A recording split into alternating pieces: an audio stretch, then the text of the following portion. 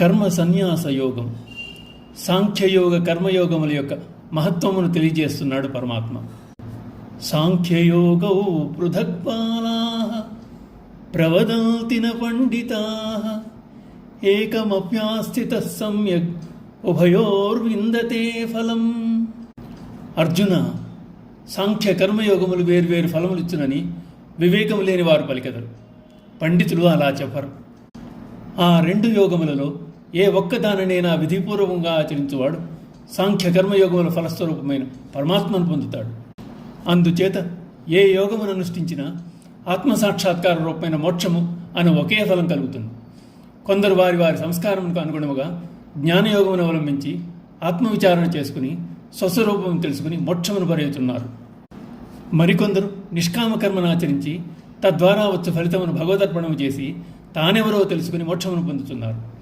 రెండింటిలోనూ వీరు కామక్రోధములను విడిచిపెడుతున్నారు, కర్తృత్వ భావన రాహిత్యము నిలుపుతున్నారు. రెండు మార్గములు ఏకైక లక్ష్య సాధన అయిన మోక్షమును కైవసం చేసుకుంటున్నారు. అందుచేత అనుసరించేది ఏ మార్గమైనా దాని యందు పరిపక్వత, పరిణితి ముఖ్యం. వీరిరువురి యందు లోకోపకార దృష్టి, స్వార్థరాహిత్యము, ఫలాపేక్ష లేక అంతా భగవత్స్వరూపమే, సర్వం కల్విదం బ్రహ్మ అనుభావమే నిండి ఉంది.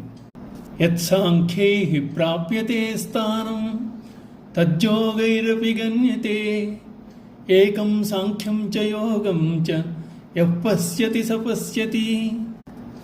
ఏ స్థానము జ్ఞానయోగుల చేత పొందబడునో అదే పరంధామమును కర్మయోగులు పొందెదరు.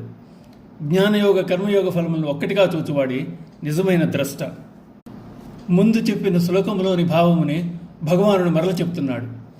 నేత్రములున్నందుకు సార్థకత సత్యమును గాంచుట, యథార్థమును గ్రహించగలుగుట వివేకం.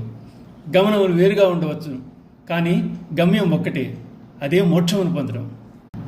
కర్మయోగము జ్ఞానయోగముల లక్ష్యం ఒక్కటే, ఆచరణలో భేదం ఉండవచ్చుగా. అందుచేత జ్ఞానయోగులు తాము అధికులమని కానీ కర్మయోగులు తాము అల్పులమని కానీ భావించనక్కరలేదు. ఓం నమో భగవతే వాసుదేవాయ.